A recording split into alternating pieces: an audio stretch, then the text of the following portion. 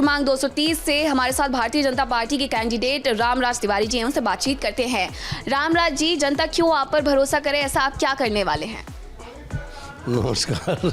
मैं क्या करने वाला हूँ, यहाँ की जनता हमारे यहाँ वार्ड 230 भजनपुरा की बहुत ही समझदार है और ये बी ग्रेड की कॉलोनी है।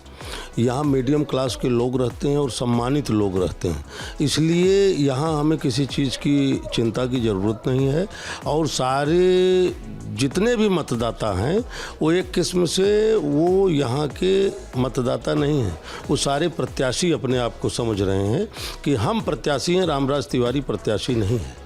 लोगों से जब बात कर रहे हैं तो वो तो साफ तौर पर इनकार कर दे रहे हैं कि कोई समस्या नहीं है, लेकिन समस्या फिर भी दिखी जाती है। कूड़ा किसी से छिप नहीं सकता, टूटी हुई सड़कें किसी से छिप नहीं सकती, पार्क दूर दूर तक नहीं है आपके इस वार्ड में। आपने बहुत सही कहा कि पार्क हमारे वार्ड में नहीं है। एक पार्क है तो जब कोई जीतता है तो उसका नाम रख देता है। पार्क का एक तिकोना छोटा सा पार्क जब आप देखे होंगे, पार्क हमारे यहाँ नहीं है। ये आपकी बात सही है, लेकिन ये भी आपकी बात सही है कि कूड़ा दिखता है। अगर कूड़ा दिखता है तो कूड़ा दिन भर का कूड़ा रात को इकट्ठा होता है तो सुबह दिखेगा ही दिखेगा, लेकिन दिन में कूड़ा नहीं दिखता। आप मेरे साथ चलिए, कहीं भी कूड़ा दिखा दीजिए पूरे भजनपुरा वार्ड में, तब मैं आपको मानूं कि हाँ कूड़ा दिखता है। कूड़ा नहीं दिखता। हमारे एमसीडी के कर्मचारी कोरोना में मेहनत किए, कोरोना काल में एमसीडी के कर्मचारी हमारे मेहनत किए। जो कोई यहाँ तक कि शमशान घाट पर कोई अपने रिश्तेदार की लाश भी नहीं उठाता था, उसको जलाने का काम हमारे एमसीडी के कर्मचारियों ने किया है। हमारे एमसीडी के कर्मचारी सिर्फ और सिर्फ इसीलिए परेशान थे कि उनको तनख्वाह नहीं मिल रही थी, और ये झूठेलाल झाड़ू वाला जो है वो तनख्वाह भी नहीं दे रहा था एमसीडी वालों को। केजरीवाल साहब तो साफ तौर पर कह रहे हैं कि अगर भारतीय जनता पार्टी को आप हटा दें, यानी कि यहाँ पर सरकार आपकी है, आपकी सरकार, आपके विधायक, सीधे तौर पर उनका नारा है।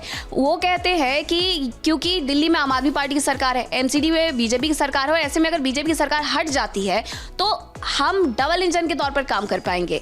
कौन? झूठालाल।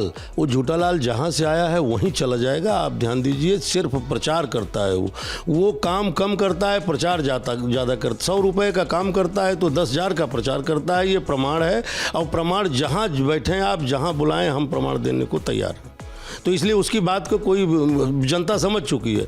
जनता समझ चुकी है, ये समझ चुकी है कि अभी हमारे बगल में 2 साल पहले, 1.5 साल पहले इतना भीषण दंगा हुआ है, इतना भीषण, जिसमें 54 लोग मारे गए।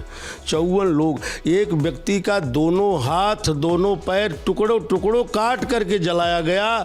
ऐसे दंगाइयों वाली पार्टी पर हमारी जनता कतई भरोसा नहीं कर सकती है। 1 बार, 2 बार, 3 बार भरोसा कर चुकी है। अब केजरीवाल का कोई नामो निशान नहीं है।